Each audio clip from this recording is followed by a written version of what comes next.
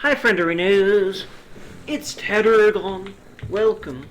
Very welcome, friends, to some more Durgy playing Outer Worlds. Go ahead and like, comment, subscrizzle if you'd like to. That'd really be helpful to the Durgan. So, last time we left off, we solved the little dilemma here. We needed a power regulator for our ship. There are only two on this godforsaken backwater planet. And we freed one up for ourselves, basically. And in the process, we were actually able to get to what, in my eyes, is the best outcome. But what's beautiful about how they wrote this, and how they wrote all the different... there's like basically 4-ish choices you can make here, as far as I'm aware. You can just straight up kill Thompson here. You could also probably straight up kill you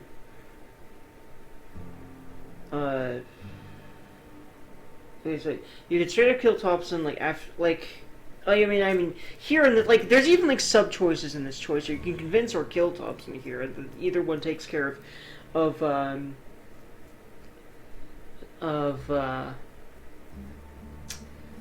what's her name? I want to call her Abernathy. That's a random dude in town. He's the dude that is a hypochondriac.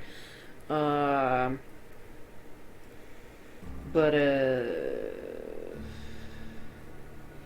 forgetting her name, but the leader chick of the people out in the stuff at the things. I'm pretty sure most of you know who I'm talking about. You know, the old lady that leads the goddamn. I want to call them refugees because that's essentially what they are. They got kicked out of the company, so where the fuck else could they go? Like, they probably couldn't be in town anymore. What the fuck else were they supposed to do? Like, frankly, anyway. You know, to Thompson, a person's a gear. That's kind of the problem I had with his whole regime. So we kicked him out of his seat and put, man, I am forgetting names left and right today. Well, we put her in charge. Wait, hold on, I could probably read the name, right here. I bet. Adelaide, there we go. I could have gone down to Come to Now the Power and read that name.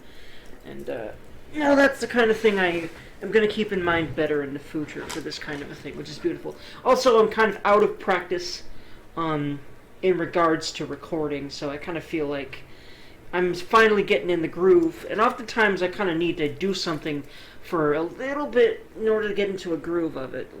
Something along the lines of these recordings, for example. Regardless, let's keep going. We need to actually go grab... Oh, no, we have the regulator that we needed. Alright, cool. We already grabbed the regulator from down there, so we can actually safely just go to our ship, over here, at our original landing site, with our new dear friend Parvati, who, as far as Vracia is concerned, is already a dear friend of hers.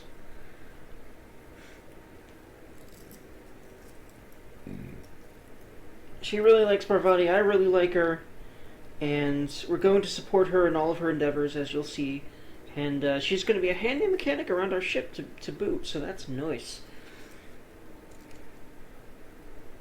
She'll be very, very nice to have around, and also, she definitely has some good chops in combat as well, and she has some really useful, everyone has a really useful 4th tier, especially for different play styles, and basically bolstering the skills that you're kind of lacking. That 4th tier, I think it's the 4th, but the last, column is the best way to say it. The last column of their skill trees are all really well suited for that, I would say. They always bolster about 2 or 3 skills each or so. Something like that.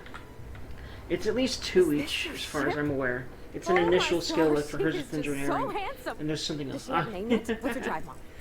Oh my god, I love her passion. I love it so much. Dabbling. When I was in Edgewater, I dreamed of flying on a real ship, working on a real engine, belonging to a proper crew. I'm the only decent mechanic Edgewater's got, but every time I think of going back, I get this sinking feeling. I don't blame you, and hell, I mean... It's interesting how you seem to be able to at least start trying to convince her to go back, but why would you? She's a really great crew member, and she's one of the best party members in my opinion.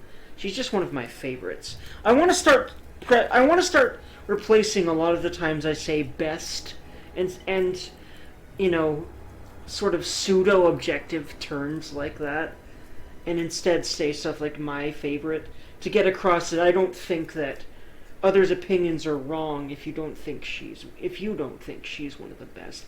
That's the problem with words like best. They tend to invite animosity from people that you're not trying to argue with to begin with. But they're certainly trying to argue, and they use words like best to kind of give themselves a foothold, and I don't get it. Anyway, and I've accidentally done that before too, I think. They're like, no, the best is like, I don't know. I just feel like it should be about your personal preference and not this is best, this is worst. It's all subjective. Reality is subjective to a degree that a lot of people probably aren't really cognizant of. They think they're right about so many things, and more than likely we're actually incapable of being right about most things in any real objective sense, because there's too much variety and variance in the world for us to say that most of the time. And it really all comes down to a personal preference when you're talking about the best anything. Even though a lot of organizations and individual people would have you believe that there's just a lot of objective betters and worsts in the world, but I don't really think that's really true in any solidified sense. Anyway, random tangent of the day. Well, I would say of the day, but of the last 5 seconds. Let's be fair here, y'all. You know, this is what you're gonna get here in Durgi's channel, and I hope y'all enjoy it. Anywho, let's see. I can understand not wanting back. You didn't seem happy there. Well, it's kind of you to say that. And you're right. I wasn't happy. I want to ask you something, and you can say no. But can I come with you? I could tend to your engine. I know my G-valves from my catalyzers, and I can keep your ship singing. And if you ever need a pair of eyes watching your back, I can do that too. What do you think? I'd be glad to have you along. Big cabin. It's yours. Yes! Ah, I mean, I love her response. Thanks. I love her yes. It makes me smile so fucking wide every time. I love Parvati! Ah. I got a captain. Oh my god, I got a captain. I got a cute mechanic. I love her so much. Oh my god. I love her. God damn it. She's great.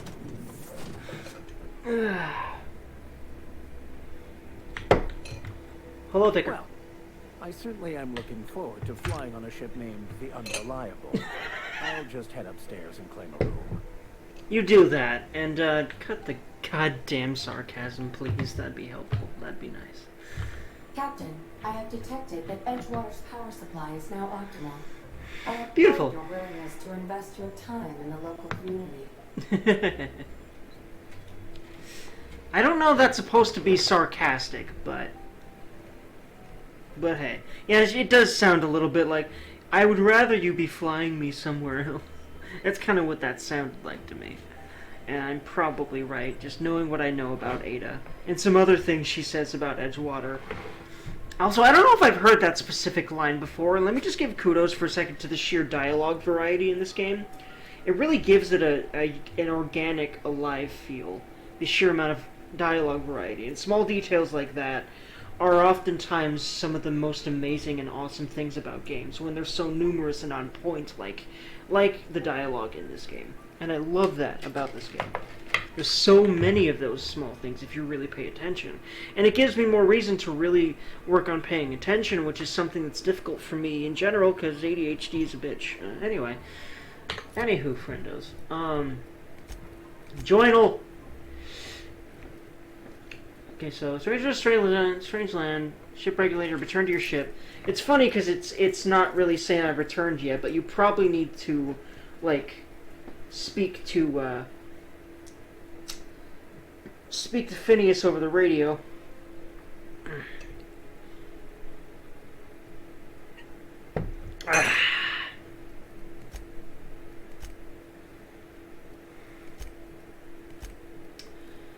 Yeah, it really looks like... Okay. What can I do for you, Captain? I have a regulator. Do you know how to install a power regulator? Yep, I know what I'm doing. Outstanding, Captain. Your aptitude for engineering will prove invaluable in the event of another catastrophic engine failure. Our engine room is located behind you, across the cargo bay, up the ladders. I'll be big.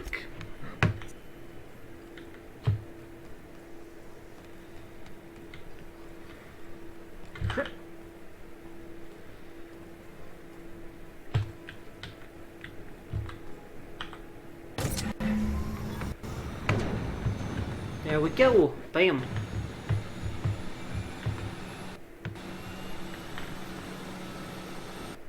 That was a good thing you did, Captain. Uh-huh. Helping to bring the deserters and Edgewater folks back together. Uh-huh. I hope you rest well on that. Ah, I really like how she touches on that. Aw.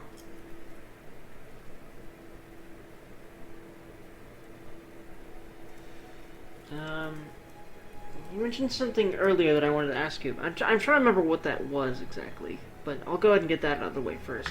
You mean about the mission being too clean? Isn't it supposed to be clean? It's a church. I know, but Vickers says the universe is a machine, that it runs by law. Real machines have gunked up oil, scratches, and worn bits. You can tell they've seen handling, been used by folk. The machine Vickers sees is one that ain't never been run. It's not for people to live in. It's something on a museum shelf, under glass. Interesting. Interesting. You know, like, I never kind of really thought about it this way before, but, like, hearing this specific line again, you know, it kind of makes a lot of sense that in this very unsure... Okay, so here, okay, that's actually kind of not what I was meaning. It kind of makes sense that a religion like... I forget what it's called, whatever they call the religion about the whole,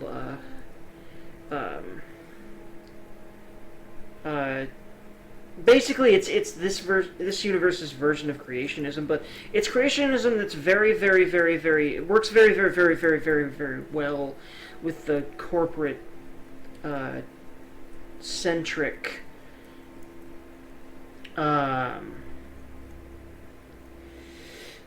society here, that these corporations have built.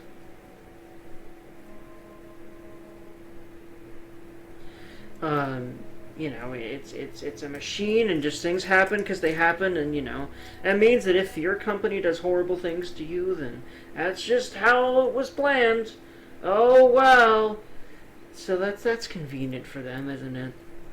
And I think that's part of why, yeah, like, she has an interesting perspective on it, because she's an engineer, and that's what she loves, and that's what she's passionate about, and she's just like, machines are dirty in there, they've been used by people, and this machine, it's too clean, it's like, it's not for people to live in, it's, you know, like you said, it's like it's I think what the plan. I think that's kind of what it's called, the religion, or at least like it's to refer to like what, like, basically in this religion, as far as I can tell, they believe that everything is preordained, and what she's saying, it seems, is that to me is that in a real machine, nothing's preordained. It's not that, you know, things are, you know, like, if everything is preordained, then it would just be just this clean thing. It's just this completely clean running thing. I mean, there's a reason engineers exist. There's a reason that, you think about machines and often you see, smudges and oil and gears and, all that kind of thing. And all these, it's very interesting. What he sees is a machine that's never been run. It's not for people to use. It's basically, she's saying that it's just too orderly. It doesn't make sense. And I agree with that. I think a lot of religions essentially try to impose a bit too much orderliness on humans and a bit too much suppression of parts of human nature on humans. And in its own way, this religion is doing the same thing, and I think that's kind of what she's getting at, even if it's more subconscious than conscious. It's very interesting to dissect lines like that in a game like this. Because I'm sure they were written with some deliberate intent along those lines. And even if they weren't, it makes perfect sense to me.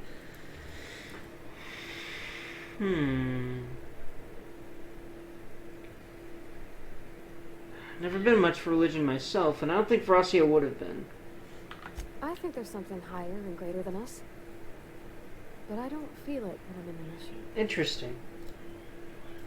Interesting. This was a very enlightening conversation, and she likes that she can talk pretty candidly with Parvati about something like religion.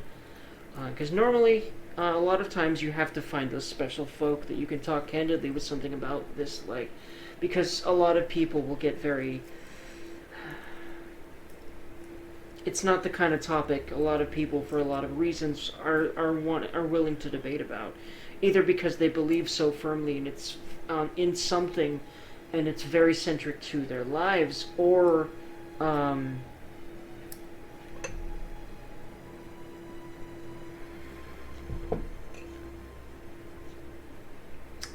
they have sort of dissonance about it, or they're atheists, or there's all sorts of billions and billions of reasons why someone would be very emotionally charged in a rather negative way when conversing about these sorts of things, but Parvati does not seem that way, and Vracia isn't that way either, so she likes that she can talk to someone about this kind of a thing. Anywho. And being able to respond to something like, I haven't been much for religion myself, with, I believe there's something, but I don't know if it's that. That kind of conversation is, in my experience, a rare thing that is a very good experience when you can have it with someone. What can I do for you, Captain? I've installed the regulator. All systems are operating within acceptable parameters. Beautiful, I am wondrous. prepared to bring the unreliable into low-altitude orbit. Very This lovely. should prove an adequate test of our flight capabilities. Beautiful. Let's get out of here.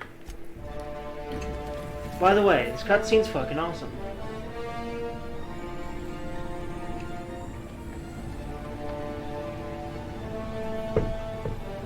Really love the planet behind. Man, the horizons in this game and the skyboxes, and they're so, in general, they're just so beautiful. I really love skyboxes in these kinds of more, space opera-y games. Your Mass Effects, and Outer Worlds definitely fits that, in my opinion. The space opera thing, for sure. Ooh.